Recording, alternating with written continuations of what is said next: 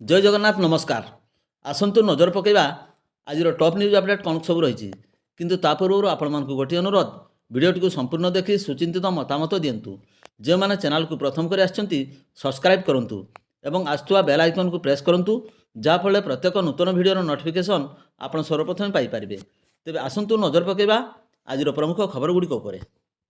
आजर प्रथम खबर बसिंगा थाना अंचल गुरुवार विलंबित राति एक संगठित चोर ग्यांगर दुस्साहसिक कार्यकलाप समग्र अंचल चांचल्य सृष्टि कर अल्प समय व्यवधान में एकाधिक घर और व्यावसायिक प्रतिष्ठान को टार्गेट कर चोरी उद्यम करा बेले सुरक्षा अलार्म सक्रिय होबारु दुर्वृत्त माने योजना सफल करें समस्त कार्यकलाप सीसीटीवी कैमेरा कैद हो जाइथिबारु पुलिस हाथ में गुरुत्वपूर्ण सुराक लगी। सूचना अनुसार रात्रि प्राय 10:30 देवव्रत महापात्र परिवार बारिपदारे थिबा समय बसिंगा स्थित बासभवन में लगी सुरक्षा अलार्म हठात बाजी उठा। मोबाइल रे संयुक्त सीसीटीवी फुटेज जांच कर से तुरंत पड़ोशी मान सूचना देते। पड़ोशी माने घर बाहर को आसवा मात्रे प्राय 5 जन दुर्वृत्त अंधार सुजोग नहीं फेरार हो जाते। यही घटना सह पुष्पजित परिड़ा हार्बाल लाइफ सेंटर एवं पंकज साहूंकर बासभवन में चोरी उद्यम होता सूचना मिली। गोटे राति एकाधिक स्थान टार्गेट करा जाइथिबारु एहा एक सुपरिकल्पित चोर ग्यांगर कार्य बोली संदेह जोर धरी। घटना पर सहरवासी मध्य सुरक्षा को नहीं चिंता बढ़ी जाइथिबा बेले रात्रिकालीन पेट्रोलिंग वृद्धि पाई दाबी उठी। खबर पाई बसिंगा पुलिस घटनास्थल पहुंची तुरंत तदंत आरंभ करते। राति जड़े संदिग्ध युवक को अटक रखी पचरा उचरा करा बेले सीसीटीवी फुटेज को आधार कर अन्य दुर्वृत्तों परिचय और गिरफ पाई पुलिस तरफ जोरदार जारी रही। परवर्ती खबर मोरडा थाना तथा चित्रोड़ा फांडी अधीन पाटपुर छक निकटर चोरा देशी मद सह एक स्कूटी को जबत कर फांडी को आनिथिबा बेले एने एक मामला रुजु कर एक बेआईन मद कारबार जड़ित जनक को गिरफ कर कड़चाण करिछि पुलिस। चित्रोड़ा फांडी अधिकारी भीमसेन मल्लिक शुक्रवार सकाळे पेट्रोलिंग करुवा बेले सन्देहजनक भाव ओडी 012772 नंबर विशिष्ट एक स्कूटी रे भालुकचुआ ग्राम बस्ता अंचल को चोरा देशी मद चालाण होता जापारी। पीछा कर गाड़ी को पाटपुर छक निकट में अटकाई से 25 लिटर देशी मद जबत कर स्कूटी सह फांडी को आनिथिबा बेले एने एक मामला रुजु कर अधिक तदंत जारी रखी पुलिस। गिरफ जनक होउचंती बस्ता थाना अधीन पैंचा ग्राम दीपक कुमार हेम्रम बयस 31 वर्ष। परवर्ती खबर गोचाषी निमंते राज्य सरकार कामधेनु योजनार नियमावली अनुजाई कौन हिताधिकारी गाई किंबा महिषी किणवा सक्षम हो पारु नियमावली सुधार आने मयूरभंज जिला कांग्रेस एक प्रतिनिधि दल पक्षर ओडिशा मुख्यमंत्री के उद्देश्य 2 दफा दाबी सम्बलित स्मारकपत्र जिला प्रशासन जरिया अतिरिक्त जिलापाल दुखबंधु नायकों को गुरुवार प्रदान करछन्ती।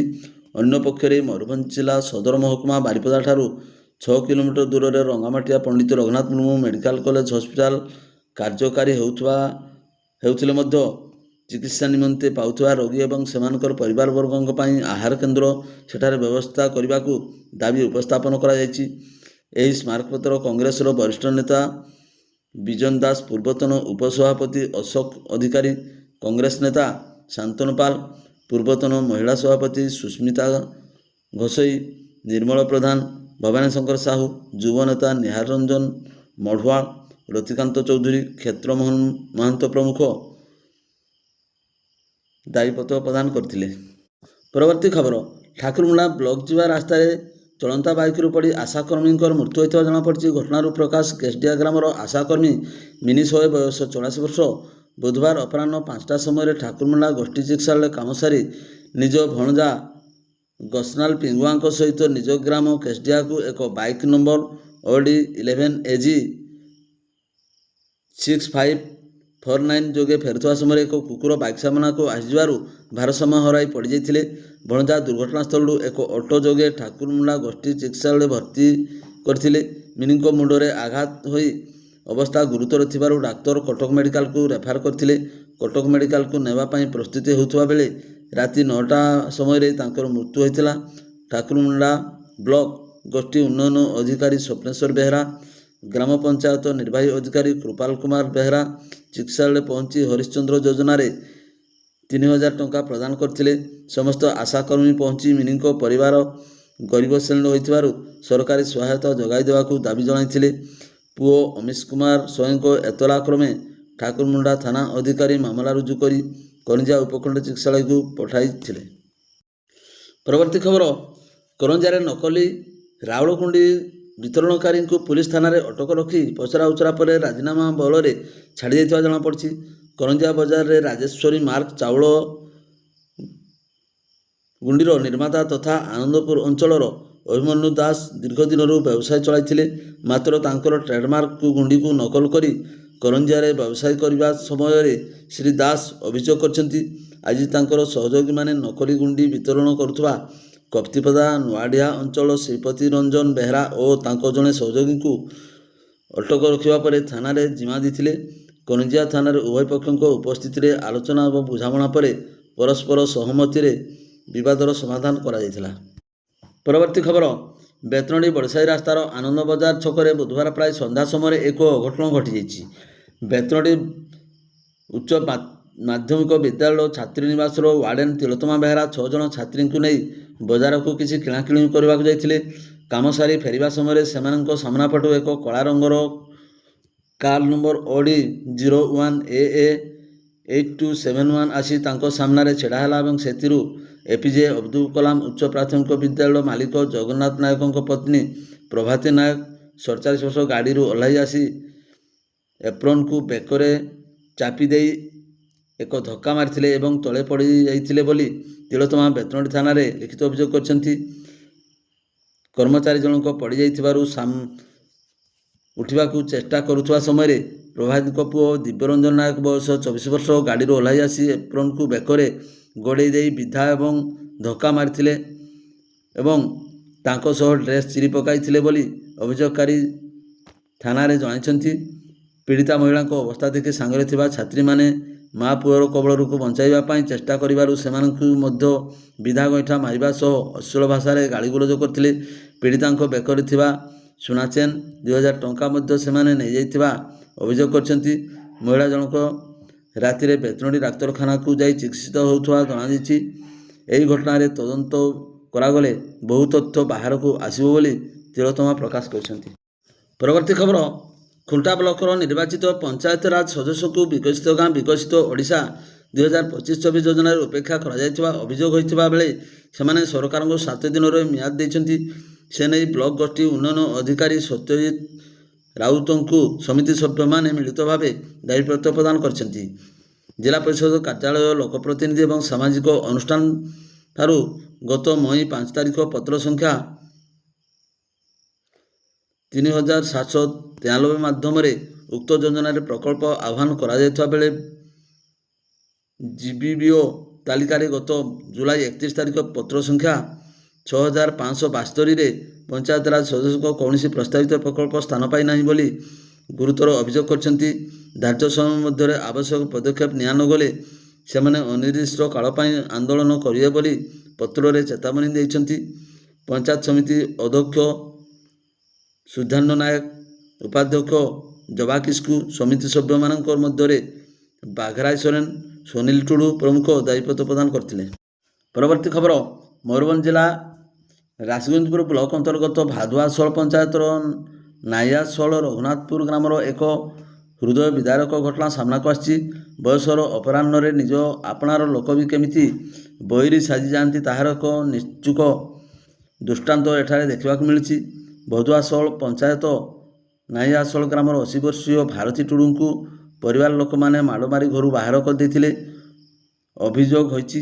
ତେବେ କେଉଁ ପରିସ୍ଥିତିରେ ଏହି ଘଟଣା ଘଟିଲା ତାହା ଏପର୍ଯ୍ୟନ୍ତ ସ୍ପଷ୍ଟ ହୋଇପାରି ନାହିଁ। ଘଟଣା ସମ୍ପର୍କରେ ସୂଚନା ପାଇବା ପରେ ରାସଗୋବିନ୍ଦପୁର ଥାନା ଅଧିକାରୀ ପଦ୍ମଲୋଚନ ପାଣିଗ୍ରାହୀ ଏବଂ ସମାଜସେବୀ ସ୍ୱପ୍ନ ପରିଡ଼ା ଦାସଙ୍କ ସହଯୋଗରେ ବୃଦ୍ଧାଙ୍କୁ ରାସ୍ତା କଡ଼ରୁ ଉଦ୍ଧାର କରି ତୁରନ୍ତ ରାସଗୋବିନ୍ଦପୁର ଗୋଷ୍ଠୀ ସ୍ୱାସ୍ଥ୍ୟ କେନ୍ଦ୍ରରେ ଭର୍ତ୍ତି କରାଯାଇଥିଲା। ସେଠାରେ ତାଙ୍କର ଚିକିତ୍ସା ଜାରି ରହିଛି। ଚିକିତ୍ସିତ ଡାକ୍ତରଙ୍କ ସୂଚନା ଅନୁଯାୟୀ ଭାରତୀ ଟୁଡୁ ରକ୍ତଚାପ ଜନିତ ସମସ୍ୟାର ପୀଡ଼ିତ ଅଛନ୍ତି। ସମୟ ମତେ ଉଦ୍ଧାର କରାଯାଇଥିବାରୁ ତାଙ୍କୁ ଚିକିତ୍ସା ସୁବିଧା ମିଳିପାରିଛି। ଏହି ଘଟଣାକୁ ନେଇ ରାସଗୋବିନ୍ଦପୁର ବିଡିଓ ଅନନ୍ତ ହାଁସଦା କହିଛନ୍ତି, ବୃଦ୍ଧାଙ୍କ ସ୍ୱାସ୍ଥ୍ୟାବସ୍ଥାର ସୁଧାର ଆଣିବା ପରେ ସରକାରୀ ନିୟମ ଅନୁଯାୟୀ ତାଙ୍କୁ ଆବଶ୍ୟକ ସହାୟତା ଯୋଗାଇ ଦିଆଯିବ। ବୃଦ୍ଧାଙ୍କ ପ୍ରତି ହୋଇଥିବା କଥିତ ଅକଥନୀୟ ବ୍ୟବହାରକୁ ସ୍ଥାନୀୟ ଅଞ୍ଚଳରେ ଚର୍ଚ୍ଚା ଜୋର ଧରିଛି। ଘଟଣାର ପ୍ରକୃତ କାରଣ ଏବଂ ଅଭିଯୋଗର ସତ୍ୟତା ସମ୍ପର୍କରେ ପୁଲିସ ଅଧିକ ତଦନ୍ତ କରୁଥିବା ଜଣାପଡ଼ିଛି। ପରବର୍ତ୍ତୀ ଖବର, ଲଘୁଚାପ ଜନିତ ଲଗାଣ ବର୍ଷା ଯୋଗୁଁ ମୟୂରଭଞ୍ଜ ଜିଲ୍ଲା ମରଡ଼ା ଅଞ୍ଚଳରେ ଘର ଭାଙ୍ଗି ବ୍ୟାପକ କ୍ଷୟକ୍ଷତି ହୋଇଥିବା ବେଳେ ବର୍ଷା ଜଳ ସ୍ୱାଭାବିକ ଭାବେ ନିଷ୍କାସନ ହୋଇନପାରି ଘର ଚାରିପଟେ ଜମି ରହିବାରୁ କାନ୍ଥ ଅଧା ହୋଇ ଭୁଷୁଡ଼ି ପଡ଼ିବାରୁ କାନ୍ଥ ତଳେ ଚାପି ହୋଇ ଜୈନିକ ବୃଦ୍ଧଙ୍କର ଜୀବନ ଯିବା ଭଳି ଘଟଣା ଦେଖିବାକୁ ମିଳିଛି। ଏହିଭଳି ଏକ ଦୁଃଖଦ ତଥା ଅଭାବନୀୟ ଘଟଣା ଦେଖିବାକୁ ମିଳିଛି ମରଡ଼ା ଥାନା ଅଧୀନ ନୂଆଝାଳିଆ ପଞ୍ଚାୟତ ତଥା ଗ୍ରାମର। ମୃତକ ହେଉଛନ୍ତି ଗ୍ରାମର ବୃଦ୍ଧ ରୁହିଆ ହାଁସଦା, ବୟସ 65 ବର୍ଷ। ସୂଚନା ମୁତାବକ ଲଘୁଚାପ ଜନିତ ଲଗାଣ ବର୍ଷାରେ ସମଗ୍ର ମରଡ଼ା ବ୍ଲକ ସମେତ ବିଶେଷ କରି ନୂଆଝାଳିଆ ପଞ୍ଚାୟତ ଅଞ୍ଚଳ ବେହାଲ ହୋଇପଡ଼ିଥିଲା। ସମସ୍ତ ଛୋଟ ବଡ଼ ନଦୀ ଜଳ ସମେତ ଜଳାଶୟମାନଙ୍କରେ ଜଳସ୍ତର ଆଶାତୀତ ଭାବେ ବୃଦ୍ଧି ଘଟିଥିଲା। ପୁନଶ୍ଚ ଚାରିଆଡ଼େ ଜରାର୍ଣ୍ଣବ ସ୍ଥିତି ପାଇଁ ନୂଆଝାଳିଆ ଗ୍ରାମର ବର୍ଷା ଜଳ ନିଷ୍କାସନରେ ସମସ୍ୟା ଉପୁଜିଥିଲା। ପାଖାପାଖି ସପ୍ତାହେ ଧରି ଅଧିକାଂଶ ଲୋକଙ୍କ ଘର ଚାରିପଟେ ବର୍ଷା ଜଳ ଜମି ରହିବାରୁ ମାଟି କାନ୍ଥ ମୂଳ କ୍ରମଶଃ ଦୁର୍ବଳ ହୋଇପଡ଼ିଥିଲା। ତେବେ ଘର ବାରଣ୍ଡାରେ ରୁହିଆ ସିଂ ଶୋଇଥିବା ବେଳେ ବିଳମ୍ବିତ ରାତିରେ ହଠାତ୍ ଘରର କାନ୍ଥଟି ଭୁଷୁଡ଼ି ପଡ଼ିବାରୁ ରୁହିଆ କାନ୍ଥ ତଳେ ଚାପି ହୋଇ ରହିଯାଇଥିଲେ। ଦୀର୍ଘ ସମୟ ଧରି କାନ୍ଥ ତଳେ ଚାପି ହୋଇ ରହିବାରୁ ସେହିଠାରେ ହିଁ ଅଣନିଶ୍ୱାସୀ ହୋଇ ମୃତ୍ୟୁବରଣ କରିଥିଲେ। ତେବେ ଗାଁ ଲୋକମାନେ ମାଟି ତଳେ ଚାପି ହୋଇ ମୃତ୍ୟୁବରଣ କରିଥିବା ରୁହିଆଙ୍କୁ ଉଦ୍ଧାର କରି ପୁଲିସକୁ ଖବର ଦେଇଥିଲେ। ମରଡ଼ା ଥାନା ଇନ୍ସପେକ୍ଟର ନିବେଦିତା ନାୟକ ଘଟଣାସ୍ଥଳରେ ପହଞ୍ଚି ମୃତଦେହ ଜବତ ପୂର୍ବକ ଏନେଇ ମରଡ଼ା ଥାନାରେ 28 ନମ୍ବରରେ ଏକ ଅପମୃତ୍ୟୁ ମାମଲା ରୁଜୁ କରି ଶବ ବ୍ୟବଚ୍ଛେଦ ପାଇଁ ବାରିପଦା ପ୍ୟାରାମେଡ଼ିକାଲକୁ ପଠାଇ ପରିବାରବର୍ଗଙ୍କୁ ହସ୍ତାନ୍ତରିତ କରିଥିଲେ। ତେବେ ମୃତ ରୁହିଆଙ୍କ କୌଣସି ସନ୍ତାନ ସନ୍ତତି ନଥିବା ବେଳେ ତାଙ୍କ ବୃଦ୍ଧା ପତ୍ନୀ ଏକୁଟିଆ ଅସହାୟ ହୋଇ ପଡ଼ିଥିବାରୁ ସ୍ଥାନୀୟ ସରପଞ୍ଚ ସୂର୍ଯ୍ୟମଣି ଟୁଡୁ ଗ୍ରାମବାସୀଙ୍କ ସହଯୋଗରେ ରୁହିଆଙ୍କ ଅନ୍ତିମ ସଂସ୍କାର କରାଇଥିଲେ। ଏହି ଅସହାୟ ପରିବାରକୁ ଆର୍ଥିକ ସହାୟତା ଯୋଗାଇ ଦେବାକୁ ଗ୍ରାମବାସୀମାନେ ସରକାରଙ୍କଠାରେ ନିବେଦନ କରିଛନ୍ତି। ପରବର୍ତ୍ତୀ ଖବର, ଜଙ୍ଗଲରୁ ଗାଁ ମଧ୍ୟକୁ ପଶି ଆସିଥିବା ହାତୀପଲ ଉତ୍ପାତ ଚଳାଇ ଏକାଧିକ ଘର ଭାଙ୍ଗିବା ସହ ଗ୍ରାମ ସ୍କୁଲର ମହଜୁଦ ଥିବା ଚାଉଳ ଖାଇଦେଇ ବ୍ୟାପକ କ୍ଷୟକ୍ଷତି ଘଟାଇଛନ୍ତି।